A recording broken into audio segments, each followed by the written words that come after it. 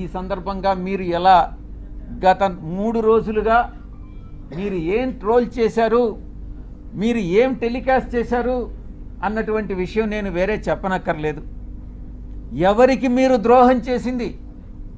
ఒక ఆదివాసీ మహిళకి, ఒక ఆదివాసీ అధికారినికి ఒక్కసారి ఏదో లేనిది ఉన్నట్టుగా చిత్రీకరించి అవాస్తవాలని, ఆధారాలు లేనటువంటి వాటిని టెలికాస్ట్ చేసి ఘోరమైనటువంటి తప్పిదం చేసినటువంటి ఛానల్స్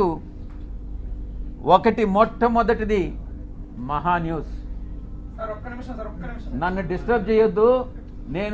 నేనంతా పూర్తి చేసిన తర్వాత నువ్వు ఏదైనా అడుగు, నేను చెప్పేదానికి సిద్ధంగా ఉన్నా. నువ్వు కూడా వంశీకృష్ణలాగా ప్రవర్తించొద్దు.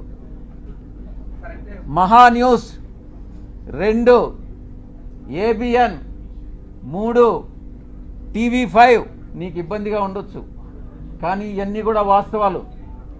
ఒక న్యూస్ని టెలికాస్ట్ చేసే ముందు దాని ఆధారాలు ఏంటి, ఎవరి మీద అయితే ఆరోపణలు చేస్తున్నామో ఆ ఆరోపణలు వాళ్ళతో చెకప్ చేసుకొని వాళ్ళ అభిప్రాయాలు తీసుకోవడం జర్నలిస్ట్ సాంప్రదాయాలకి శ్రీకారం చుట్టడం.